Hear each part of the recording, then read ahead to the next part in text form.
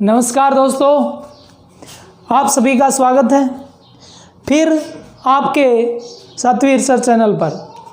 हम राजस्थान संस्कृति में बाबूजी पीर को पढ़ चुके हैं और आज हम जिस पीर को पढ़ेंगे वो है हमारा गोगाजी चौहान। देखो दोस्तों, गोगाजी चौहान के लिए मैंने देखो ये रेड जो आपको पॉइंट नज़र आ रहे हैं, इन पॉइंटों पर आप ज़रूर जाना। देखिए ये जो पॉइंट है, ये बिंदु जो है, ये बिंदु कहाँ पड़ता है?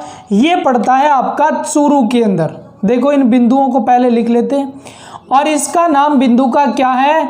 जेवर और ग्राम। इस बिंदु का नाम दोस्तों जेवर ग्राम है। और मैंने जो ये बिंदु लिखा है, इस बिंदु का नाम क्या है?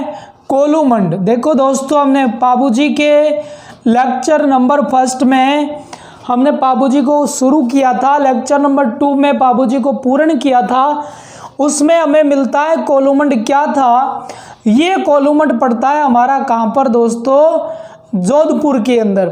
और तीसरा हमारा जो पॉइंट है वो पॉइंट ये रहा। देखो ये है राजस्थान के पूर्व में, ये है उत्तर प्रदेश। कौन सा प्रदेश है दोस्तों? ये आपका यूपी, उत्तर प्रदेश। अब देखो क्या हुआ कि जो ये गोगाजी थे, अब मैं यहाँ लिखना शुरू करता हूँ। देखो आप कि ये गोगाजी थे, जाति के ये राजपूत थे, हम पहले पढ़ के आए हैं। और गोत्र से गोगाजी क्या थे? चौहान थे, ये भी हमने पहले पढ़ लिया। अब देखो गोगाजी जो थे, इनके पिता का नाम क्या है? गोगाजी की माता का नाम क्या है? गोगाजी का जन्म कब होता है? गोगाजी का जन्म कहाँ होता है? गोगाजी के उपनाम क्या है? और गोगाजी की पत्नी का नाम क्या है? मैं पत्नी की जगह पत्नियां भी लिख सकता हूँ। क्यों? क्योंकि गोगाजी की दोस्तों 2 पत्नियां थी। मैंने पहले बाबूजी के फर्स्ट पार्ट में शायद तक आपको एक प्रश्न दिया था कि आप कमेंट बॉक्स में लिखना, लेकिन ठीक है, जिसने लिखा उसने भी ठीक है, जिसने नहीं लिखा उसका भी बहुत ही अच्छा है। क्यों? हो सकता है लॉकडाउन में उसे समय ना मिला हो, क्योंकि आपके पास मैंने कहा था कि समय की तो सबसे बड़ी कमी है, तो इसीलिए किसी ने कमेंट नहीं किया होगा। कोई बात नहीं दोस्तों, आज इस चीज़ को हम आसानी से पढ़ लेंगे, नो टेंशन। अब देखो पिता कौन थे? गोगाजी के पिता का नाम था दोस्तों जेवर सिंह। क्या नाम था? जेवर सिंह जी। अब गोगाजी चौहान थे तो जेवर सिंह जी भी चौहान थे। जेवर ग्राम के निवासी जो थे वो जेवर सिंह जी थे। माता का नाम क्या था? गोगाजी की माता का नाम बादशाह दे था। तो ये क्या हो गया? जे, और ये हो गया बै, ये रही मेरी जेब। तो गोगाजी से संबंधित मैंने जेब को पढ़ा, जेवर सिंह को पढ़ा, बादशाह दे को पढ़ा। अगला देखो क्या है? जन्म। जन्म होता है गोगाजी का 1003 ईस्वी को जन्म होता है। हमने ये भी पढ़ा कि गोगाजी का जन्म जेवर ग्राम के अंदर हुआ था। और फिर कहाँ हुआ था? वर्तमान में इसे हम ददरेवा कहते हैं। तो दोस्तों मैं ददरेवा लिख देता हूँ। प्राचीन इसका नाम क्या था? जेवर, और ग्राम था रीट में। इस प्रश्न पर काफ़ी फोकस दिया गया था और यही प्रश्न पूछा गया था कि गोगाजी का जन्म जिस स्थान पर हुआ उसमें गोगाजी की कौन सी मेड़ी बनी हुई है। तो आगे आएगी मेड़ियाँ, पढ़ेंगे हम। देखो गोगाजी का उपनाम क्या था दोस्तों? एक तो नाम था इनका गुग्गो। गोगाजी का बचपन का नाम जो गुरुओं ने नाम दिया था, वो गोगाजी को गुरुओं ने नाम गुग्गो दिया था। उसके बाद हम पढ़ते हैं गोगा और गोगा बप्पा। गोगा बप्पा भी हम गोगाजी को पढ़ते हैं। और तीसरा नाम ये पढ़ते हैं गोगाजी का कि गोगाजी कौन थे जी? जहार पीर थे। जहार पीर। तो गोगाजी को 3 नाम से जाना जाता है, गुग्गो, और दूसरा गोगा बप्पा, और तीसरा गोगाजी का नाम क्या आता है? जहार पीर आता है दोस्तों। आगे हम इस लेक्चर को पढ़ेंगे। और हमने ये लिखा था नीचे पत्नियां। तो देखो गोगाजी की पत्नी कौन थी? गोगाजी की पत्नी का नाम था सरियल और सरियल कंवर या सरियल दे। ये सरियल दे गोगा जी की पहली पत्नी थी। तो देखो पहली पत्नी का अर्थ हुआ कि गोगा जी की भी 2 शादियां हुई होगी, इसीलिए पहली पत्नी सरियल कंवर और दूसरी पत्नी जो थी उसका नाम क्या था? उसका नाम था केलम और दे। गोगा जी की दूसरी पत्नी केलम दे जो बाबूजी राठौड़ जो पढ़ा था उनकी भतीजी थी दोस्तों। तो एक सरियल कंवर और दूसरी कौन सी है? केलम दे, केलम कंवर। 2 पत्नियां थी गोगा जी की। अब देखो हम कुछ पढ़ रहे हैं। हमने पढ़ा जेवर ग्राम में जेवर सिंह जी रहते थे। अब ये जेवर सिंह जी का विवाह हो जाता है किसके साथ? बाछल के साथ। और बाछल की एक बहन आती है, उस बहन का नाम आता है क्या दोस्तों? काछल आता है। बाछल की बहन काछल आती है और जेवर सिंह की पत्नी का नाम बाछल था। बाछल और काछल इसी ददरेवा गांव में इन दोनों की क्या कर दी? शादी कर दी। और जेवर सिंह की पत्नी का नाम तो बाछल हुआ और जेवर सिंह के जो छोटे भाई थे उनकी पत्नी का नाम क्या हुआ? काछल हुआ। दोस्तों वो इतने फेमस तो नहीं है इतिहास के अंदर, लेकिन मैं थोड़ा सा आपको बता देता हूँ। अब क्या हुआ कि बाछल और काछल दोनों के किसी प्रकार का कोई संयोग ही ऐसा हुआ कि किसी प्रकार की इनके संतान प्राप्ति नहीं थी। क्योंकि किसी भी आदमी यदि संतान प्राप्ति से वो वंचित रह जाए तो वो अपने आप को बहुत कमज़ोर मानता है, बड़ा कमज़ोर समझता है। फिर वो मंदिर जाता है, मस्जिद जाता है, बहुत सारे ढोंगी बाबों के पास भी वो जाता है, लेकिन उन्हें संतान की प्राप्ति फिर भी नहीं हो पाती। इसीलिए बाछल भी इन धार्मिक तथ्यों पर बहुत ज़्यादा ध्यान देती थी और बाछल जो है वो गुरु का ज्ञान किया करती थी। इनके गुरु का नाम क्या था दोस्तों? गोरखनाथ था। गोरखनाथ ये वही हैं जो नाथ संप्रदाय के प्रवर्तक रहे। नाथ संप्रदाय के प्रवर्तक गोरखनाथ जी रहे। गोरखनाथ का अति ध्यान करती थी बाछल। अब एक दिन क्या हुआ कि बाछल के इस वचन को पूरा करने के लिए गोरखनाथ अपने मित्र, उसका नाम आता है ओगड़नाथ, और ओगड़नाथ के साथ इसी गांव में आ जाते हैं, इसी जेवर ग्राम के अंदर आ जाते हैं। यहाँ पर किसी प्रकार के जलाशय खाली थे और पेड़ पौधे जो थे, रूख जो थे, वो भी सूखे हुए थे। जैसे ही गुरु गोरखनाथ यहाँ इस जेवर ग्राम में आए अपने शिष्य ओगड़नाथ के साथ, तो जेवर ग्राम में हरियाली सी छा गई। जैसे ही हरियाली छा गई तो बाछल देखो इस बात का पता चला कि कोई ना कोई ज़रूर, मैंने इतना परिश्रम किया है, गोरखनाथ जी को ध्यान किया है, तो कोई ना कोई ज़रूर मेरी इस पालन करने आए हैं, कोई ना कोई ज़रूर मेरी इस इच्छा को पूर्ण करने के लिए आए। अब क्या हुआ कि वो जंगल में गई, जो जंगल हरा भरा हुआ, वहाँ पर गोरखनाथ जी बैठे थे। गोरखनाथ जी तपस्या कर रहे थे। तो बाछल ने प्रणाम किया गुरु को और कहा, गुरु जी मैं लगभग 12 साल से आपसे विनती मांग रही हूँ पुत्र प्राप्ति का। गोरखनाथ ने कहा कि देखो आप एक काम करना, आप मॉर्निंग को आना, क्योंकि ये मॉर्निंग को धूना जागृत करते हैं। तो अब बाछल दे घर चली जाती हैं और घर दरवाजे पर खड़ी काछल ये पूछती है कि बाछल तू कहाँ जाके आई है? तो बाछल कहती है कि मैं पुत्र प्राप्ति के लिए जिन गुरुओं का ध्यान किया करती थी वो मेरे गुरु आज मेरी इच्छा पूर्ण करने के लिए जेवर ग्राम के जंगलों में आए हुए। अब जो काछल थी वो दिमाग में सोचती है कि अपने कैसे न कैसे छल करना है। तो इसने छल किया और जो बाछल के पीले रंग की साड़ी थी वो साड़ी ये ले लेती है और ये 5 बजे ही चली जाती है और गुरु गोरखनाथ को छल लेती है। और गुरु गोरखनाथ ने 2 वरदान दिया, अर्जन और सर्जन का। 2 पुत्र किसको दे दिए? गुरु गोरखनाथ ने काछल को दे दिए। काछल छोटी थी, बाछल क्या थी? बड़ी थी। अब देखो क्या हुआ। अब ये 6 बजे गई बेचारी बाछल, तो गुरु गोरखनाथ पुत्र प्राप्ति का वरदान देने आए थे और वो काम करके चले गए। अभी मैं पढ़ाने आया हूँ, अपना कार्य कर्तव्य पूरा करके मैं चला जाऊँगा। ठीक है, उसी प्रकार पुत्र प्राप्ति का वरदान गोरखनाथ ने दिया। क्योंकि ये दोनों जो है ना, काछल और बाछल, ये दोनों ही हमशक्ल थी। अंतर कुछ नहीं था, दोनों की एक हाइट थी, दोनों की एक ही शक्ल थी। कई बार आपने देखा होगा कि फिल्मों के अंदर क्या होता है कि दो हमशक्ल होते हैं, और जब हमशक्ल होते हैं तो क्या होता है कि एक्टर तो भाग जाता है और गुंडा तो भाग जाता है, और सुनील जैसा बेचारा कोई भोला भाड़ा होता है ना, उसको लोग जंप देते हैं बेचारे को। तो फिल्मों में बहुत जंपीजते हैं, वो हमशक्ल होते हैं इसलिए। तो हमशक्ल होने से नुकसान भी बहुत है, यहाँ पर भी देखो नुकसान है। देवता को छल लिया, गुरु गोरखनाथ को छला देखो, और 2 पुत्र प्राप्ति का वरदान हुआ। लेकिन काछल उसी जंगलों के अंदर भटकती हुई आगे जाती है।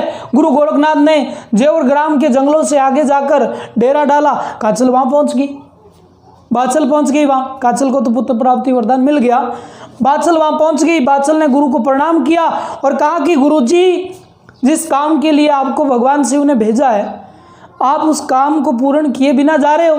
तब गुरु गोरखनाथ को गुस्सा आ जाता है। गुरु गोरखनाथ बहुत बड़े गुस्सेले स्वभाव के हैं। गोरखनाथ जी को गुस्सा आ जाता है। ओगरनाथ जी वापस वो ध्यान मंडल में जाते हैं, ध्यान लगाते हैं, ध्यान मंडल में गए और देखा तो वो काछल थी, और काछल ने 2 पुत्र प्राप्ति का वरदान लेके गोरखनाथ को छल के चली गई। देखो, देवताओं को छल लिया। लोग, इंसान बड़े ऐसे होते हैं, देख लो आप। 2 बहनों की एक इतिहास के अंदर कितना अच्छा देखो वर्णन किया गया है। तो अब क्या हुआ कि गोरखनाथ के कहने पर बाछल को गुरुजी गोरखनाथ पुत्र प्राप्ति का वरदान देने से पहले बोले कि बाछल, काछल ने मेरे को छला है तो मैं काछल के दोनों पुत्रों को बहुत बड़ा श्राप दूंगा। तब देखो एक बड़ी बहन कैसे गुरु से प्रार्थना करती है कि हे गुरुजी, मेरे को चाहे पुत्र प्राप्ति का वरदान मत दो, मैं रही जूं बांझरी, लेकिन एक काम करना कि आप मेरी काछल छोटी बहन को जो पुत्र प्राप्ति का वरदान दिया है, आप उन्हें श्राप मत दो। तो देखो, एक छोटी बहन और एक बड़ी बहन। बड़ी बहन में कितना धैर्य है देखो, और छोटी बहन में देखो छल के सिवा कुछ भी नहीं है। देखो, आपके सामने एक इतिहास जिसका वर्णन मैं प्रकाश कर रहा हूँ, इसके वर्णन पर प्रकाश भी डाल रहा हूँ। देखो, और आप ज़रूर इसके वर्णन पर प्रकाश डाल के लाइक करना, सब्सक्राइब करना, जो आपका कर्तव्य है। अब क्या हुआ देखो, अब ये हुआ कि बाछल ने ये विनती की गुरु से, और ये गुरु गोरखनाथ धरती के नाग को लाते हैं। देखो, आपने सुना होगा कि धरती एक नाग के फण पर खड़ी है, और आपने ये भी सुना होगा कि धरती एक है ना बेल है, बेल की सींग पर खड़ी है, और जब भी वो बेल थक जाता है तो सींग बदलता है, तो धरती पे भूकंप आते हैं, हलता है। 29 अप्रैल को आने वाला था वो एसडुगन, लेकिन वो नहीं आ पाया, क्योंकि वो बेल जो था ना, उसने वो सींग बदला नहीं। अब क्या हुआ कि नाग देवता को बुलाया, उनका बनाया गूगल बना के बाछल को दिया, और कहा कि 9 महीने बाद आपको पुत्र की प्राप्ति होगी, और उन्हीं के हाथों अर्जन और सर्जन का क्या होगा, अंत होगा। और इसी वरदान को देखना कैसे गुरु गोरखनाथ ने दिए हुए वरदान को गोगा जी पूर्ण कर देते हैं। और बाछल ने कहा कि अब क्या हुआ कि बाछल चली जाती है अपने घर की ओर, और जब बाछल घर की ओर चली जाती है तो सन आ जाता है 1003, और गांव आ जाता है ददरेवा, और इसी ददरेवा गांव में 1003 के अंदर जन्म हो जाता है किसका, गोगा जी का। जैसे ही जन्म हुआ, जेवर के पुत्र का जैसे ही जन्म हुआ, तो बाछल जो थी उसने कहा गु का अर्थ हुआ गुरु, और फिर कहा गो का अर्थ हुआ गोरखनाथ, कि ये तो हमारे गुग्गो है।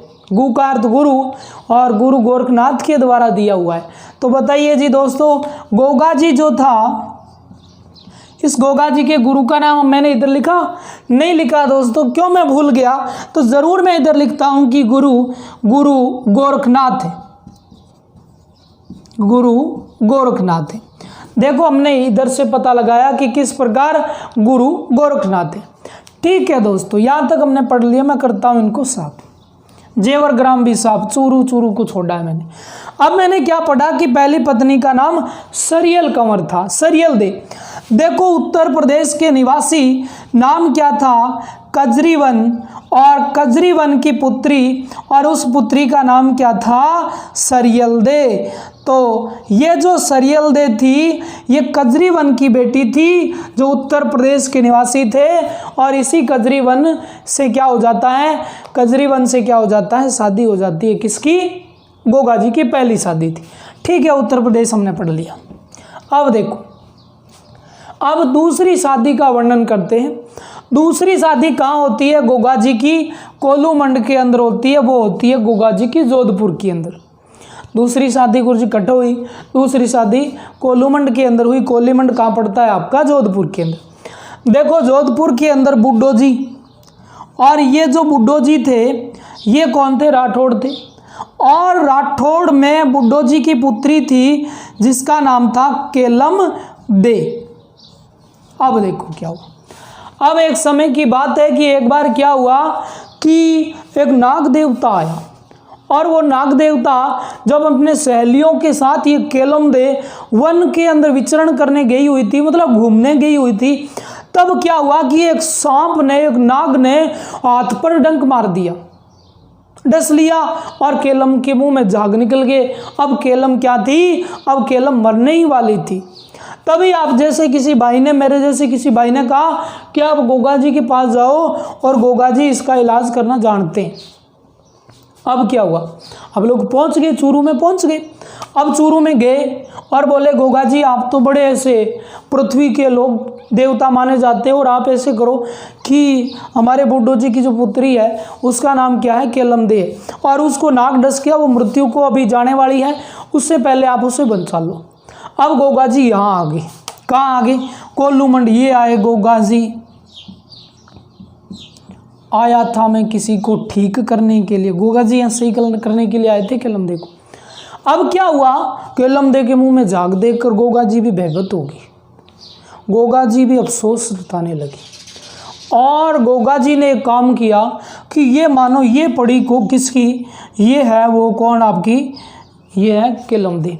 और केलम दे के पास में यहाँ गोगा जी बैठ गए। ये गोगा जी खड़े हैं, और गोगा जी ने एक काम किया कि यहाँ पर एक ऐसी भट्टी लगा ली। ये दोस्तों भट्टी लगा ली, और भट्टी के ऊपर ना ये कढ़ाइया लगा दिया, ये कढ़ाइया, और बोले कि तेल लाओ। और तेल लाए और फिंगर बनाएंगे, इसमें कढ़ाई में डाल दिए, तेल डाल दिया, और भट्टी में लगा दिए ऐसे आग। और बैठकर क्या कर रहे हैं? मंत्रों का जाप कर रहे हैं, मंत्र जाप कर रहे हैं। जैसे आपको पता है कि सरस्वती मंत्र का जाप करने से क्या होता है कि वाणी शुद्ध होती है, शुद्ध बुद्धि मिलती है। आप भी सरस्वती माँ का ना ध्यान जरूर किया करो। अब ये लगी हुई आग, और ऊपर भट्टी में तेल गर्म हो रहा है, और जैसे ही मंत्रों का जाप कर रहे हैं तो इधर से ऐसे नाग आ रहे हैं, ऐसे। ये कौन से नाग है? ये अलग अलग प्रकार के नाग है। ये नाग आ रहे हैं, मोटे नाग और ये छोटे नाग, वो इसमें आके फ्राई हो रहे हैं। ये देखो फिंगर बनते जा रहे हैं।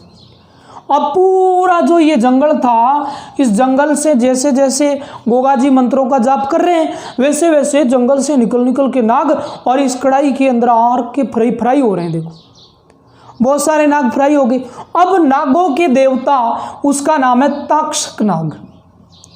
ये जो ताक्षक नाग था, ये नागों के देवता था। जिस प्रकार आपने देखा होगा कि बालू या जो बासक नाग था ना, उसने वीर तेजा जी को डसा था, जिसे काला नाग भी कहते हैं। इसी प्रकार नागों की अलग अलग किस्में होगी। हाँ जरूर आप कमेंट करना, मैं नागों की किस्मों के बारे में बताऊंगा आपको। नस्लें, सॉरी किस्म नहीं होती, नस्ल होती है।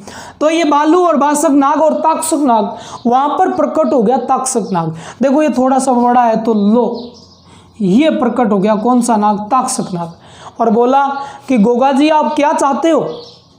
तो गोगा जी ने कहा मैं ये चाहता हूँ कि आपने एक निर्दोष बालिका को डसा है और इसको ठीक करो, इसके जहर को वापस लो आप अपने शरीर में, तब मैं यहाँ से चला जाऊँगा, वरना आपके सारे नागों को मैं इस प्रकार फ्राई कर दूंगा इस कढ़ाई के अंदर। तब ताक्षक जो नाग था उसने सोचा, दिमाग में सोचा कि ऐसे तुम्हारी पूरी ये नागवंश जो है ये ख़त्म हो जाएगा। गोगा जी मैं अभी ये काम करता हूँ, लेकिन आपने जितने भी नागों का फिंगर बना है ना, फिंगर बनाए, उन नागों को आपको ठीक करना होगा। गोगा जी ने का वादा है, मैं जितने भी नाग फ्राई हुए ना उन सब नागों को ठीक करूंगा, आप इस बालिका को ठीक करो। तब ये ताक्षक नाग जो था ना, ये नाग ये यहाँ आता है और इसमें से जहर वापस चूस लेता है, और क्या होता है कि ये ठीक हो जाती है। कौन? केलमदे। अब जब केलमदे ठीक हो जाती है तब गोगा जी मंत्रों का उल्टा जाप करना शुरू कर देते हैं। तब ये फिंगर बने हुए नाग देखो, ये इधर वापस जाने लग जाते हैं, ये इधर देखो। तो इस प्रकार क्या हुआ कि इसको बचा लिया, और बचाने के बाद, बचाने से पहले वादा भी किया था गोगा जी ने कि मैं बचा तो लूँगा लेकिन इसका विवाह जो है मेरे साथ करना पड़ेगा। इसी जीवन के कारण क्या हुआ कि केलमदे की शादी गोगा जी के साथ हो जाती है। दोस्तों कितना परिश्रम करना पड़ता है, मेरे से नहीं ना, तो आप गोगा जी से एक सीख जरूर लेना दोस्तों। क्या कि शादी के लिए कितने पापड़ बेलने पड़ते हैं, नौकरी के लिए कितने पापड़ बेलने पड़ते हैं, तो इसी प्रकार एक सीख जरूर लेना, दिमाग के अंदर ये सीख लेना। अब क्या हुआ, अब जी होना क्या था, गोगा जी की 2 शादियाँ हो गई। अब गोगा जी को पता चला कि शादियां तो 2 होगी, अब कुछ ऐसा करें कि इतिहास में अमर हो जाए। अब इतिहास में अमर होने के लिए अपने भी कुछ काम करते हैं। ये लो जी, ये चूरू है। अब ये जो चूरू था, इस चूरू के अंदर एक गांव पड़ता है, उसका नाम क्या है दोस्तों? ददरेवा। ददरेवा गांव का प्राचीन नाम ही जेवर ग्राम है, जब जेवर सिंह रहा करते थे। अब क्या हुआ कि ददरेवा गांव के अंदर जो भूमि थी, जो जमीन थी, उस जमीन के बंटवारे को लेकर बचपन बाल अवस्था से भी विवाद चलता आ रहा था। एक तरफ थे अर्जन और सर्जन, और एक तरफ कौन था? अकेला गोगा जी। अकेला गोगा जी एक तरफ था और एक तरफ अर्जन और सर्जन था। बचपन से युद्ध चलता आ रहा था, क्योंकि अर्जन और सर्जन को पता था कि गोगा जी बड़ा है, गोगा जी जेवर सिंह का पुत्र है, तो उत्तराधिकारी तो वही बनेगा ना, इसलिए इनकी बारी कहीं आने वाली थी नहीं, इसलिए लड़ते थे और दिमाग में यही सोचते थे कि गोगा जी को यदि मार देना तो भूमि सारी अपने को मिलेगी। इस भूमि विवाद को लेकर इन्होंने एक संदेश पहुंचवाया, किसके पास? महमूद, और वो महमूद गजनवी, एक मुस्लिम आक्रांता महमूद गजनवी के पास संदेश भेजा और बुला लिया अर्जन और सर्जन ने। जब बुलाया तो इन्होंने, महमूद गजनी ने ददरेवा से गायें चोर ली, और जब ददरेवा से गायें चोर कर ऐसे तकड़क तकड़क जाने लगा, तभी क्या हुआ कि सतलज जो थी वो नदी बह रही थी। आगे आगे गजनवी, पीछे वो सारी गायें, और पीछे गजनवी की वो महान एक विशाल मुस्लिम आक्रांता की वो सेना, और पीछे लगे हुए थे गोगा जी।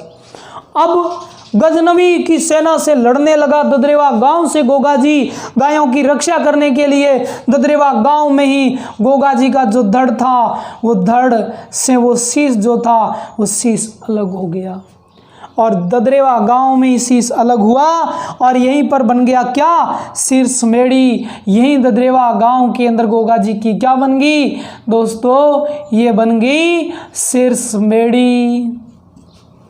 ददरेवा गांव में सिर उतर गया गोगा जी का, और पीछे ये जो धड़ थी ना, ये धड़ लड़ती लड़ती सतलज नदी के किनारे तक पहुंच गई। देखो ये धड़ लड़ रही है।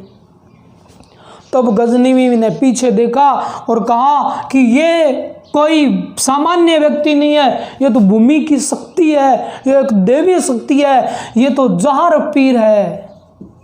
जार पीर, जार पीर एक उर्दू भाषा का शब्द है, और इसका अर्थ होता है अचानक प्रकट होने वाले देवता, साक्षात देवता। ये तो साक्षात क्या है? देवी शक्ति है।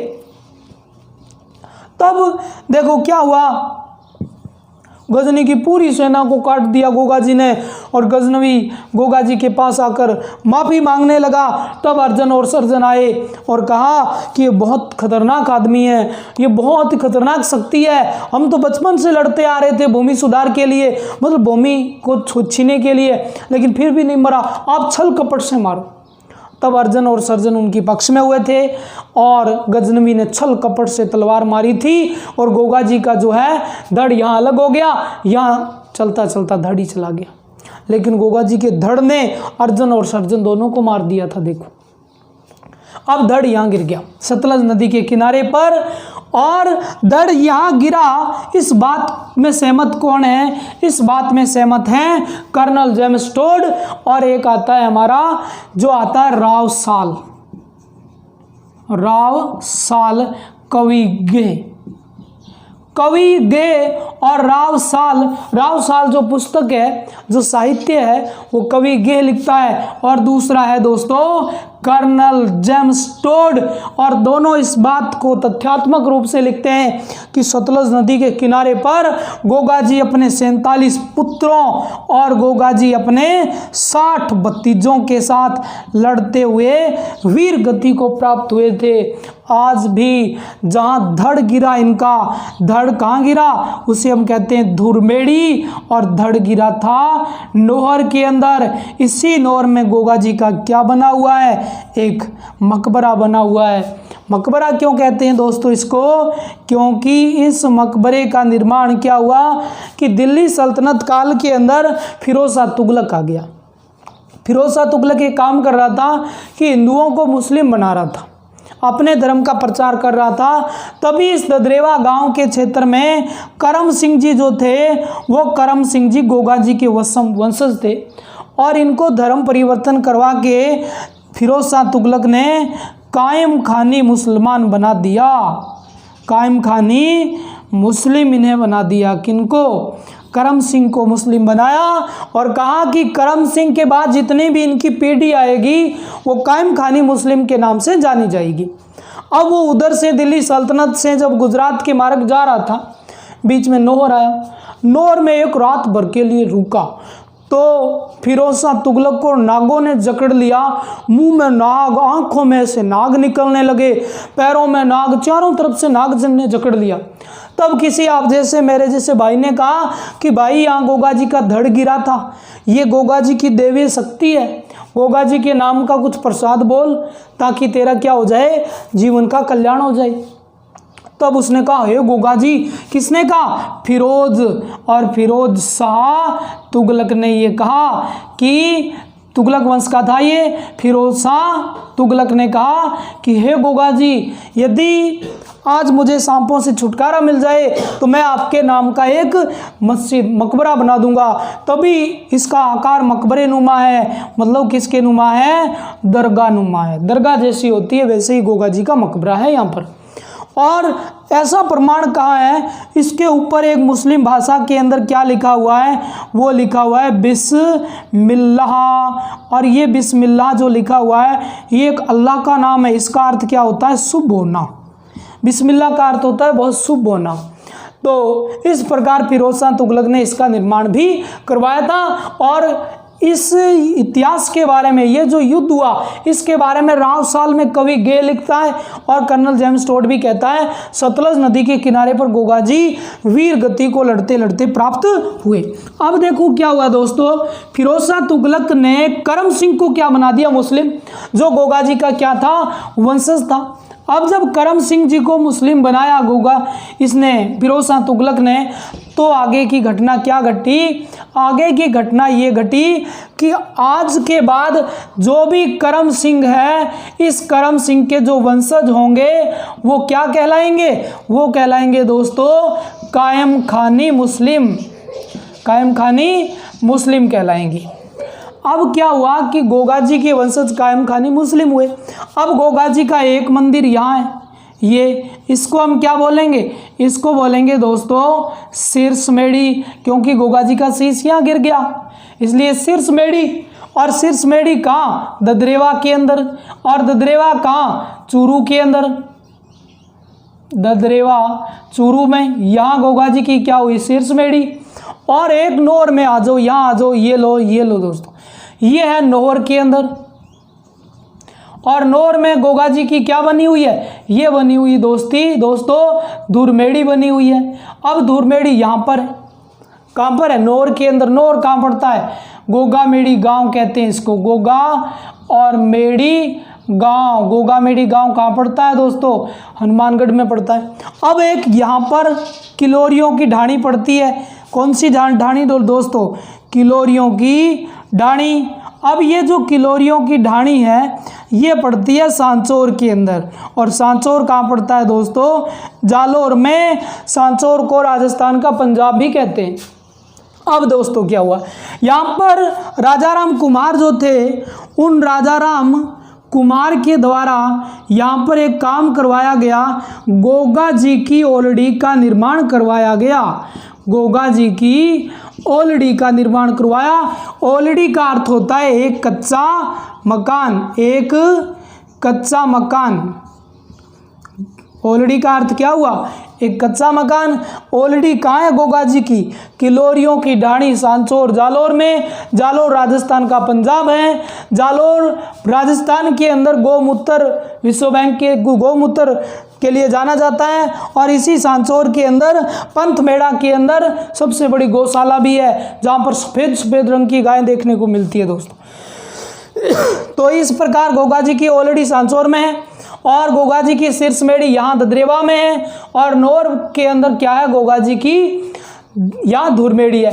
अब यहाँ पर एक तालाब है, इस तालाब का नाम है गोरखा तालाब। गोरखा तालाब। अब इसी गोरखा तालाब में जो मिट्टी होती है, गोरखा तालाब की मिट्टी ऐसी मिट्टी है कि जब किसी को नाक डस जाता है तो यहाँ की मिट्टी ले जाते हैं, और नाक डसा हुआ होता है उस पर ये मिट्टी लगा देते हैं, जिसके कारण क्या होता है कि वो जो जख्मी व्यक्ति होता है वो ठीक हो जाता है दोस्तों। आगे देखो, आगे यहाँ पर हम बात करते हैं गोगा जी के मेले की। गोगा जी का मेला, मेला दिलों का आता है, आके चला जाता है। गोगा जी का मेला कब भरता है? वो भरता है दोस्तों भाद्रपद, और भाद्रपद की क्या होती है? नवमी। और ये नवमी होती है कृष्ण पक्ष की, क्योंकि दोस्तों पहला पक्ष जो होता है वो कृष्ण पक्ष होता है।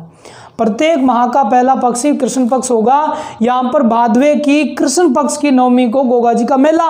अब इस मेले में क्या होता है कि एक तो क्या होता है, गोगा राखड़ी प्रसिद्ध है यहाँ की।